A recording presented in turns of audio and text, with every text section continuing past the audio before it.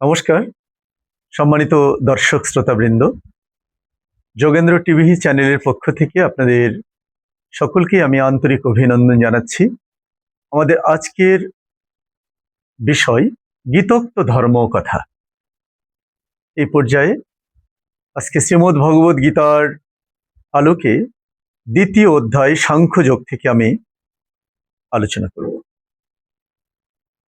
আমরা প্রথমে দেখি সাংখ্যযোগটা কি, সাংখ্য শব্দের অর্থ কি।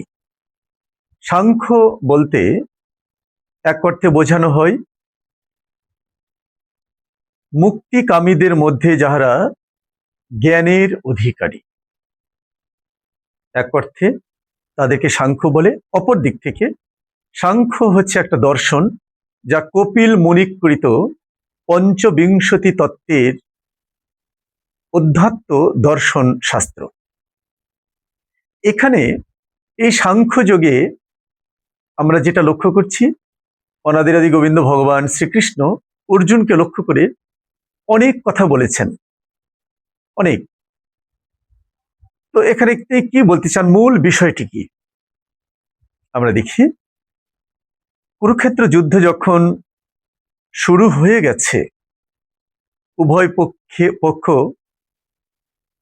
সৈন্যগণকে সুসজ্জিত করে সাজিয়েছে, শঙ্খধ্বনি হচ্ছে, যুদ্ধের দামামা বেজে উঠেছে। ঠিক তখনই যেন অর্জুনের একটা স্মৃতি বিভ্রম দেখা দিল, তার অন্তরে বিষাদ উপস্থিত হলো এবং শ্রীমান অর্জুন যুদ্ধ থেকে বিরত থাকতে চাইলেন। তিনি শ্রীকৃষ্ণকে বললেন লক্ষ্য করে যে আমি যুদ্ধ করব না, এই যুদ্ধ করার চাইতে বরং আমার মৃত্যুই শ্রেয়, অথবা আমি এই যুদ্ধ ক্ষেত্র পরিত্যাগ করি, আমি বনে গমন করব, সেখানে ভিক্ষান্ন খেয়ে জীবন ধারণ করব, সেটাই আমার জন্য শ্রেয়স্কর হবে। কেননা আমার আত্মীয় স্বজনকে বধ করে তাদের রক্ত হাতে মেখে আমি এই রাজ্য ভোগ করতে চাই না। অনাদিরাদি গোবিন্দ ভগবান শ্রীকৃষ্ণ তার এই মোহ উপস্থিত হওয়া দেখে তিনি বললেন যে তোমার চিন্তাটা ঠিক না, তুমি যেটা চিন্তা করছো এই চিন্তাটা অযৌক্তিক চিন্তা। কেন অযৌক্তিক? তিনি বললেন যে আমি আমার আত্মীয় স্বজনকে বধ করে এখানে যে একটা ধ্বংসাত্মক কর্মকাণ্ডে লিপ্ত হব, এটা তো অমানবিক। সুতরাং আমি যুদ্ধক্ষেত্র ত্যাগ করাটাই আমার জন্য শ্রেয়। ভগবান বললেন যে দেখো, তোমার মধ্যে যে মহানুভবতার উদয় হয়েছে, তুমি এই রণাঙ্গন ত্যাগ করতে চাচ্ছ, এটি তোমার নিশ্চয়ই মহানুভবতা, কিন্তু তোমার শত্রুপক্ষদের দৃষ্টিতে এটি তোমার চরম দুর্বলতা। অর্থাৎ তোমার শত্রুপক্ষ দুর্যোধনাদি তারা মনে করবে যে তুমি শত্রুদের সৈন্য সংখ্যা দেখে ভয়ে ভীত হয়েছ, যুদ্ধ করে তুমি জিততে পারবে না, তোমার পরাজয় সুনিশ্চিত জেনে বুঝে তুমি কাপুরুষের মতো এই যুদ্ধক্ষেত্র থেকে পালিয়ে গেছো। তাই তোমার এই মহানুভবতাকে তারা দুর্বলতা জ্ঞান করবে, আর তোমার বিরুদ্ধে অনেক কুৎসারটাবে, নিন্দা গাইবে।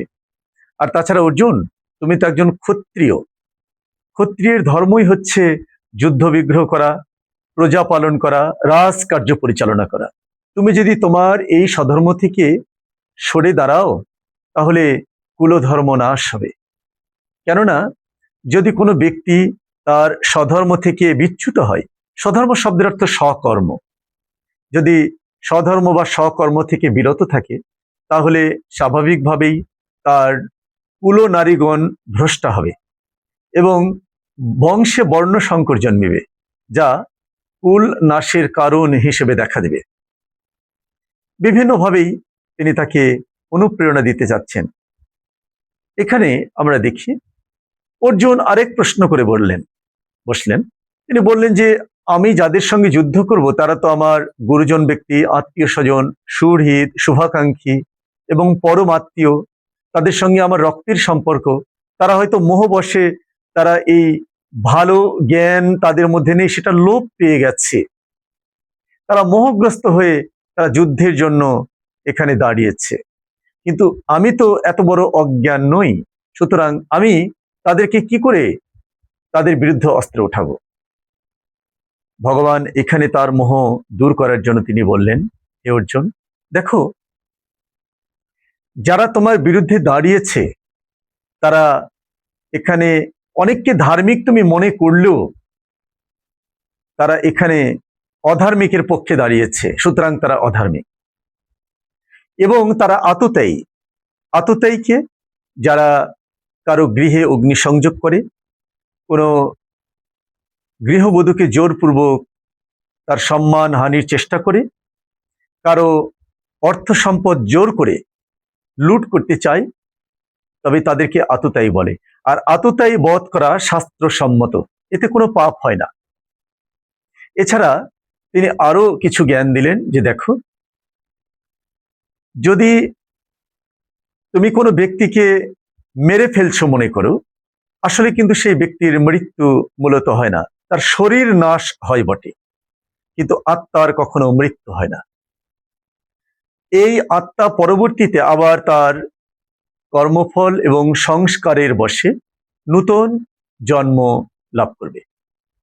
মানুষ যেমন পুরাতন বস্ত্র পরিত্যাগ করে নতুন বস্ত্র পরিধান করে, আত্মাও তদ্রূপ এই জীর্ণ দেহ পরিত্যাগ করে নতুন দেহ ধারণ করে। এটাকে বলা হয় জন্মান্তরবাদ। অনাদের আদি গোবিন্দ ভগবান শ্রীকৃষ্ণ তাকে এই সাংখ্য যোগের মধ্য দিয়ে জন্মান্তরবাদের জ্ঞান দান করলেন। সাংখ্য বলতে এখানে আত্মতত্ত্বের যে জ্ঞান, আত্মার যে অবিনাশিতা, আত্মার যে পুনঃ পুনঃ জন্মান্তর প্রাপ্তি, এই যে পরিবর্তনশীলতা, এই যে জগতের একটা ধর্ম, এই যে জন্মচক্রের বিষয়, এই সকল বিষয়ে তিনি তাকে জ্ঞান দান করলেন, আত্মতত্ত্বের জ্ঞান। এটাই সাংখ্যযোগ। পরবর্তীতে আরেকটি বিষয় দেখা যাচ্ছে যে গোবিন্দ আবার এই সাংখ্যযোগের কথা বলে মাঝখানে কর্মের প্রেরণা দিতে চান, তার কৃত কর্মের জন্য তাকে অনুপ্রাণিত করতে চান। কেন? অর্থাৎ একই সঙ্গে ভগবান চান যে একজন ব্যক্তি তিনি পারমার্থিক জ্ঞান লাভ করে জ্ঞানবান হন, এবং তিনি যেন একজন সৎ এবং আদর্শনিষ্ঠ কর্মী হন। কর্মী হয়ে তিনি যেন কর্মযোগী হন, অর্থাৎ নিষ্কাম কর্মে যেন তিনি নিবিষ্ট হন। তাই তিনি একটি শ্লোক বলে গেছেন, একটি নয়, দুইটি শ্লোক সাংখ্যযোগের মধ্যেটি বলা আছে ৬২ এবং ৬৩ শ্লোকে। তিনি বলছেন, ধ্যায়ত বিষয়ান পুংসু সঙ্গস্তেষু পজায়তে সংগাত সংজায়তে কামো কামাত ক্রোধ হভি জায়তে ক্রোধাদ ভবতি সম্মোহ সম্মোহাত স্মৃতি বিভ্রম স্মৃতিভ্রংসাৎ বুদ্ধিনাশো বুদ্ধিনাশাৎ প্রণশ্যতি। অর্থাৎ যদি কোনো ব্যক্তি কোনো বিষয়কে নিয়ে ধ্যান করে, বিষয় চিন্তা করে, তাহলে সে বিষয় চিন্তা থেকে তার মধ্যে তার মনে আসক্তি জন্মায়, কামাশক্তি আসে। এই আসক্তি প্রবল হয়ে উঠলে, যদি আসক্তি পূরণ না হয়, বাধাগ্রস্ত হয়, সেখানে ক্রোধের জন্ম হয়। ক্রোধ থেকে মোহ আসে, মোহ থেকে স্মৃতি বিভ্রম ঘটে, স্মৃতি বিভ্রম ঘটলে বুদ্ধি নাশ হয়, আর বুদ্ধি যদি নাশ হয়ে যায় তাহলে তার সমস্ত কিছু শেষ হয়ে যায়। ভগবান তাই বলছেন যে আমি তোমাকে যে সাংখ্য যোগের জ্ঞান দান করছি, যেন তুমি আধ্যাত্মিকভাবে শক্তিশালী হও, তোমার জ্ঞান যেন পরিচ্ছন্ন হয়, এবং তুমি পারমার্থিক জ্ঞান তথা ঈশ্বর সম্পর্কিত ঈশ্বর তাত্ত্বিক জ্ঞান লাভ করলে তোমার অন্তঃকরণ সূচি ও পবিত্র হবে, হৃদয় নির্মল হবে, এবং তোমার হৃদয়ে নিষ্কামতার উদয় হবে। আমি চাই তুমি যেন নিষ্কাম কর্মযোগী হও। এতে করে কি হবে? তোমার মানব জীবন ধন্য হবে, তোমার ক্ষত্রিয় ধর্ম আর কলুষিত হবে না, এবং তুমি ন্যায় পরায়ণ হবে। এতে তোমার শ্রেষ্ঠত্ব, উত্তমতা এবং বীরত্ব সবগুলি বজায় থাকবে। সম্মানিত দর্শক শ্রোতাবৃন্দ, আজকে আর নয়, দেখা হচ্ছে আগামী ভিডিওতে। সে পর্যন্ত আপনারা ভালো থাকবেন। আমি আপনাদের সকলের সুস্বাস্থ্য, দীর্ঘায়ু এবং উজ্জ্বল আর অনাগত ভবিষ্যৎ কামনা করি। আজকের মতো এখানে বিদায় নিচ্ছি। ওম শান্তি, ওম শান্তি, ওম শান্তি। বিশ্বের সকল মানুষ সুখী হোক এবং শান্তি লাভ করুক। সবাইকে নমস্কার।